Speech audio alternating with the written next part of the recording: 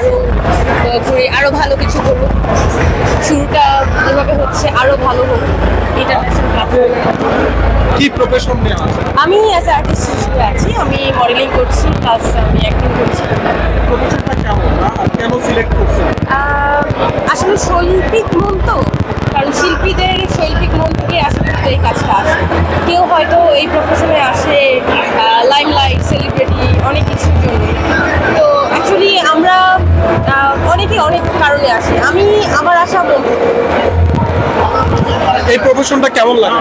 দারুণ মজা, মজার ছলে কাজ করা। আনন্দ কতটুকু, মানে কি কি আনন্দ?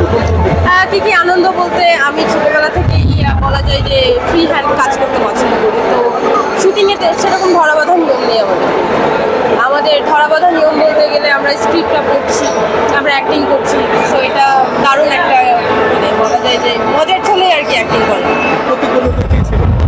প্রতিকূলতা কাজ পাওয়াটা, বাংলাদেশে বিভিন্ন জায়গায় বিভিন্ন নেগোসিয়েশন হচ্ছে। সো একটু টাফ কাজ পাওয়া এবং ভালো কাজ পাওয়া, ভালোভাবে কাজ করা, কারণ মিডিয়াতে অনেক জায়গায় অনেক ধরনের নেগোসিয়েশন হয়। এটা হচ্ছে যার যার ব্যক্তিগত ব্যাপার। এখন মিডিয়াতে ভালো খারাপ সবাই আছে, ভালো আর্টিস্ট, খারাপ আর্টিস্ট, ভালো ডিরেক্টর, খারাপ ডিরেক্টর, সবই আছে।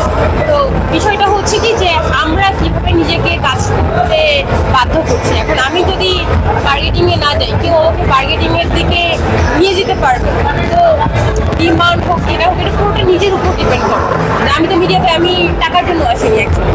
তো আমার কাছে জিনিসটা হচ্ছে যে ওকে ফাইন, আমাকে তুমি ডিমান্ড করলে এই কাজের জন্য, আমি পাচ্ছি না কাজে, আমার সমস্যা নেই, কারণ আমি তো মিডিয়াতে আলটিমেটলি টাকা আর্নের জন্য আসি। আমি এসেছি মন থেকে, এই তো খুঁজে খুঁজে ভালো কাজ করছি।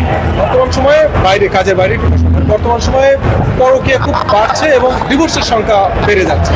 সেই ক্ষেত্রে নারী পুরুষ কাদের দোষ দিবেন? এটা দুটোই, কারণ হচ্ছে একটা মেয়ে সে বিবাহিত জানার পরেও কেন যাবে তার সাথে রিলেশনে, আর দ্বিতীয়ত একটা ছেলে, সে আর একটা ফ্যামিলি আছে, ফ্যামিলি থাকার কারণে কেন সে বাহিরে যাবে। আমার কথা হচ্ছে এই জায়গায় যে তোমার একটা সুন্দর পরিবার আছে এবং সুন্দরভাবে এটাকে বিল্ড আপ করো, তুমি কেন বাইরে যাচ্ছ। এবং কিছু কিছু মেয়েরা আছে বর্তমান সময়ে যারা গোল্ড ডিগার আর কি আমরা বলি। তো এই কিছু কিছু মেয়েদের কারণে কিছু কিছু পুরুষ আবার নষ্ট হয়ে যাচ্ছে, আবার কিছু কিছু পুরুষদের কারণে কিছু কিছু মেয়েরা নষ্ট হয়ে যাচ্ছে। আরেকটি কথা, লাস্ট প্রশ্ন, বর্তমান সময়ে কিছু কিছু মেয়েরা নিজেদের বয়সের তুলনায় বাপ বয়সী পুরুষদের বেছে নিচ্ছে। এটা কিছু সময় ভালোবাসা, কিছু সময় আবার টাকার জন্য। কারণ বর্তমান ম্যাক্সিমাম মেয়েরাই যেটা চায়, যেটা হচ্ছে একটা শৌখিন লাইফস্টাইল, যেটা বলা যায় ঝলমলে একটা আলো। তো ঝলমলে আলো বেছে নিতে গিয়ে কেউ বাজে দিকে যাচ্ছে, কেউ একটু নিজের থেকে একটু উচ্চ বয়সী মানুষদের বেছে নিচ্ছে যে তারা স্ট্যাবলিশ, তারা সফল। আপনার আগামী পরিকল্পনা কি? আগামী পরিকল্পনা একদিন ভালো আর্টিস্ট হওয়া এবং দেশের হয়ে কাজ করা, এইটাই।